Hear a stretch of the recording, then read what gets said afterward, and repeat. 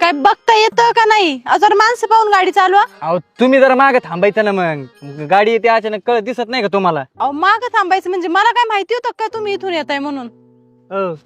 Madam, पोरांना शिकवा, आम्हाला शिकू नका.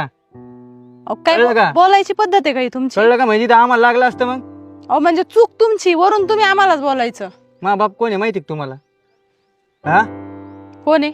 कोण आहे म्हणजे? अहो तुम्ही ज्या गावात शिकताय ना, ज्या गावात शिकवताय ना, त्या गावाचा सरपंच आहे माझा बाप. आणि बोलताना जरा व्यवस्थित बोला, समोर कोण आहे काय आहे. अहो चूक कुणाची? बोलतोय कोण कुणाला? पटतय का तुम्हाला तरी? तेच म्हणलं मागाशी, पोरांना शिकवा लहान लहान, आम्हाला नाही. नाही तर बदली होईन इथून. कळलं का? जरा व्यवस्थित राहा. काय चूक आमची नव्हती, गाडी घसरली ती.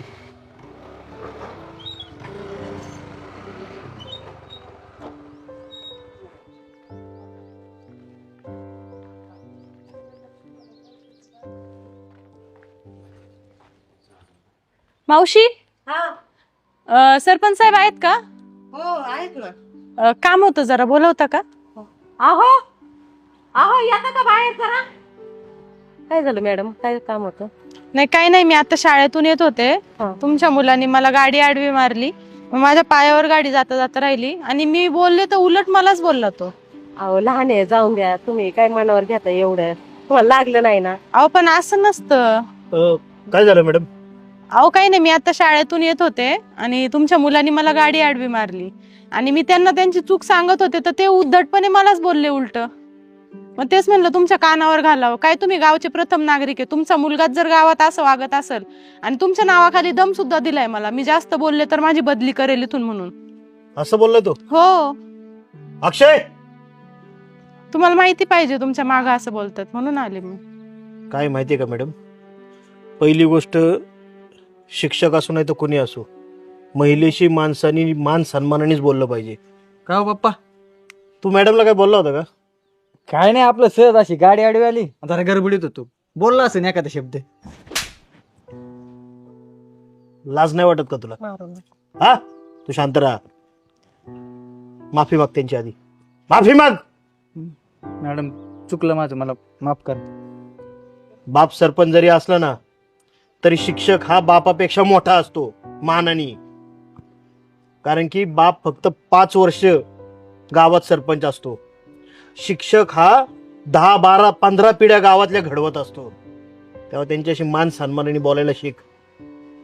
आणि काय माहितीये का, सरपंच पद हे बापाला लोकांनी दिलेलं आहे. बापानी भीक मागून मतं गोळा केलेली आहेत. तेव्हा त्या लोकांचा मान ठेवायला शिका. हा, पळा. चला येते मी. मॅडम, मुलाचं काय चुकलं असेल तर माफी मागतो. त्याच्या वतीने आम्हाला माफ नाही करा. तुम्ही नका माफी मागू, फक्त नीट व्यवस्थित बोलायला शिकवा, बस झालं तेवढंच. चल. चला.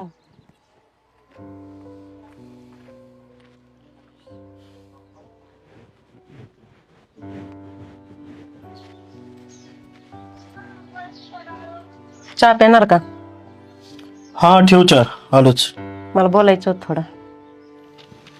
काय बोल. मगाशी तुम्ही त्या मास्तरीनबाईंसमोर त्याच्या कानफाडात मारली, ते बरं आहे का? अगं मग चुकलं काय त्यात? त्याला शिक्षा होणं गरजेचं होतं. अहो शानसूरतं पोरग आहे, बराबरीला आलेलं पोरग आहे, त्याला असं लोकांसमोर मारायचं? हे बघ, मुलगा किती वयाने मोठा झाला ना तरी बापापेक्षा बारीकच असतो. आणि जी गोष्ट चुकीची आहे ना त्यात शिक्षा मिळालीच पाहिजे. मग तो मुलगा शहाणा असो, मोठा असो, छोटा असो, त्याला त्याच्या चुकीची जाणीव झाली पाहिजे. त्या मॅडमनी सांगितलं गावात त्याला मार खाल्ला ना. हा, मग काय होणार आहे? त्यात काय कमीपणा वाटायचा आहे? अरे जर चूक केली ना आपण, तर त्याची शिक्षा भोगताना माणसाला लाज नाही वाटली पाहिजे. आणि गावात सांगितलं म्हणजे तू काय त्याची पाठराखण करते की काय? अगं चुकलाय तुझा मुलगा, जी गोष्ट चुकीची आहे ना त्याला चूक म्हणलंच पाहिजे.